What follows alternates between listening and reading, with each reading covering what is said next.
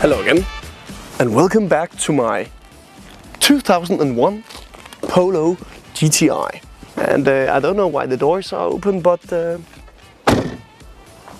quality. So since the last time I've been driving this car, I have run out of fuel once. Yeah, that was a good one. And actually just been taking it to various good places, mostly in Denmark. But now I have maybe found possibly the best road for this car, and that's why I'm bringing it back. Okay, let's hit it. Now let's hit the good road. Okay, we just have to pass this.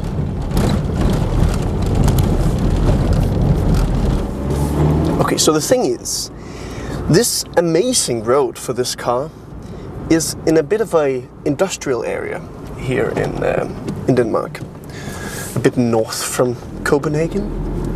And the thing is, you sort of just go around this roundabout and then you basically enter this small wooden area. This road is about perfect for this car because it's small and it's tight corners, and yeah, you will see.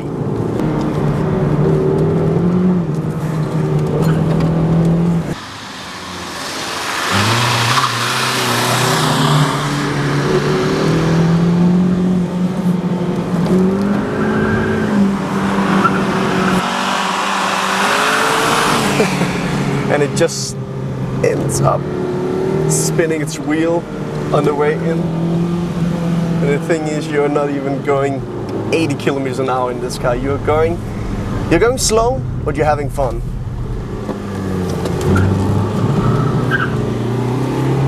Woo! Up to third. This is my Polo 2001 GTI, and for you that don't know, this is 125 horsepower. Horses, the best horses you can get. Fantastic machine. This is the important part. 970 kilos. That's good, on the light side.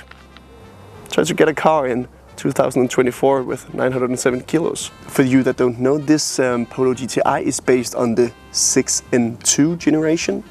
And the GTI version have a bit more aggressive front here. Well, it's hard to see, right? But then it is more aggressive. And then you have the GTI logo, of course. Maybe this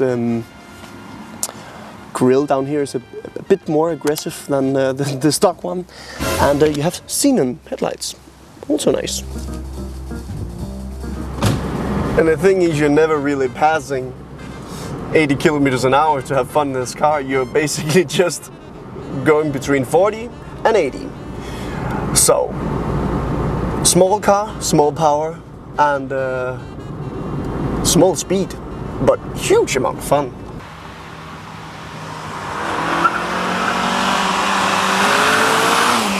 This Polo is quite simply bone stock, and that means you have this 125 horsepower to 970 kilos.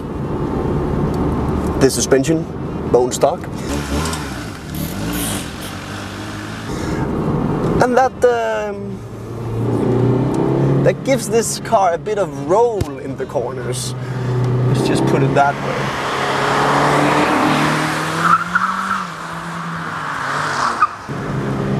So when you go around the bend,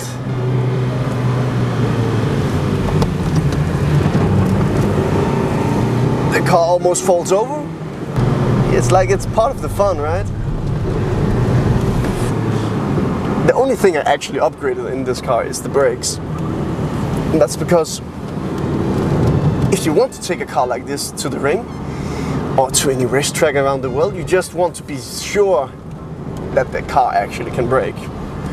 And this car can brake. I only upgraded the pads, and that should be enough for just basic track driving. Next up is the back here. It's pretty close to stock or pretty close to the standard car. You only have this small, cute spoiler up here. That is the only difference. But the thing that will give you 5 extra horsepower is these things. Red calipers.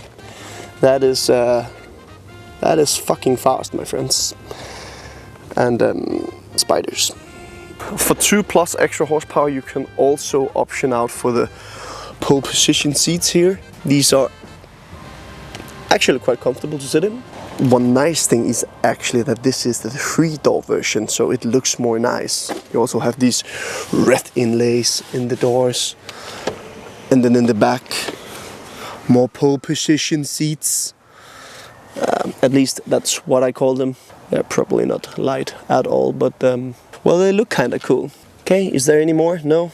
A very basic steering wheel here with nothing on it. Very nice to see. And then in the middle here, you of course have the upgraded stereo. Not to talk about the speakers in this car, these are absolutely horrible. And the climate system is also an option, I think. Or it is. Back then, climate control was actually very premium back in 2001. So, okay, let's go out for a drive. There is not much more else to see here.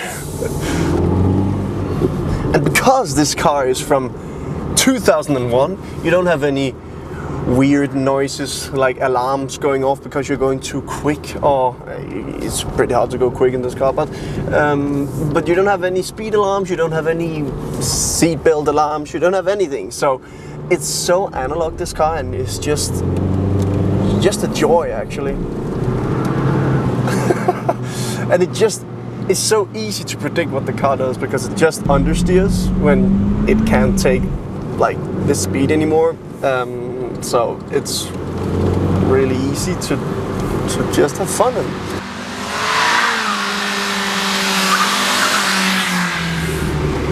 Well, I don't know if this was the actual intention with this car. I guess so, because it is a GTI, but it's sort of brilliant on these small roads. You may be asking, is this car any reliable at all? And I would say yes and no, because this car is bone stock. There is nothing upgraded on this car, but there is one thing that isn't working on this car, and that's the traction control. That is permanently off, and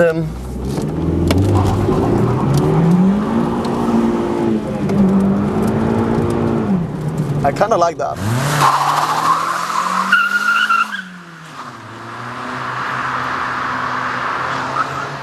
It can certainly spin its wheels.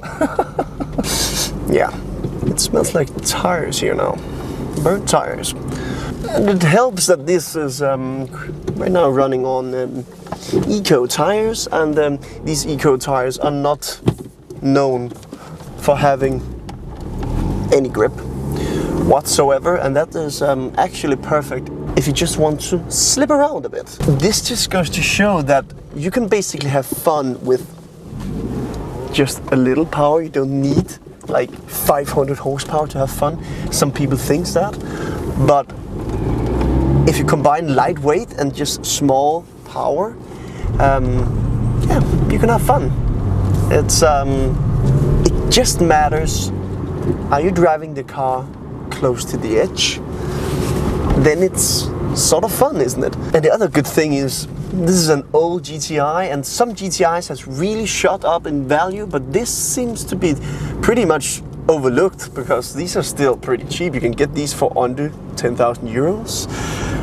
And it's just a get great buy actually. I've had mine now for like 2 years, and I haven't really had any bigger problems whatsoever.